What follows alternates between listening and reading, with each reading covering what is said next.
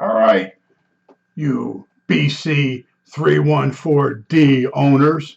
This model is also referred to as the MF for medium frequency. But after you work on this for a while, you're going to find a new meaning for MF. Trust me on that. Now, on the last video, I showed you that I replaced these. I had to replace these. And since then, I've noticed there's 3 more on the other side of the chassis, or over this way. All right, let me make sure I'm back in the frame here. All right, now, so I just wanted to show you, this video is to tell you that you replace the 3 oil fill capacitors, and this is called the tube shelf. That's what this assembly is.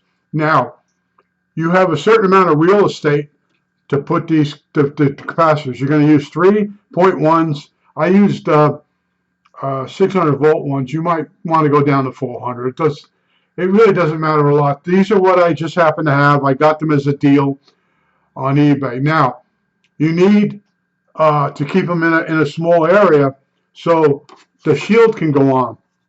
You just can't put these where you want. You can't hang them out because the shield needs to go back on. You have to have the shield on. Now, originally I was going to use these leftover terminals, single terminals with the built-in lock washer or star washer. Let me make sure it's in the frame. In the frame? Not in the frame. Yeah, all right. Well, anyway, so I originally was doing this differently, and then finally I said, let me take it slower. And I realized there is a ground bus wire that goes underneath between the tubes. So you can have each one of these capacitors has to go to that ground bus. Then the other side goes to where the 3 terminals that, you know, these single terminals with the star washer built in, that's where the other side of the capacitor goes to. There's 3 of those. So this section's done. I was doing a video. I saw that I have more capacitors to do, oil fills. I know they're going to be bad. They're in the IF section. And I started ranting. I went off on a rant. And then when I was playing the video back, it was doing that Satan voice. While I'm doing a video, sometimes Norton or maybe Foxfire decides to update, because I'm on the internet all the time as soon as I turn the computer on. So what happens is one of the programs will decide it wants to update. And while it's doing that, it changes the speed of the video being filmed. But I just want to show you, you know, I'm staying on this, but that's how you're going to have to replace the cap. That's in other places you're going to have more room. But here, you got limited real estate, and you have to be able to put the shield on. This shield has to be on.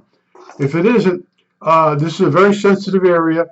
It can pull your oscillators right here. It can pull other frequencies into it and mix, or other noises from the radio itself, and you'll get unwanted heterodynes and things like that.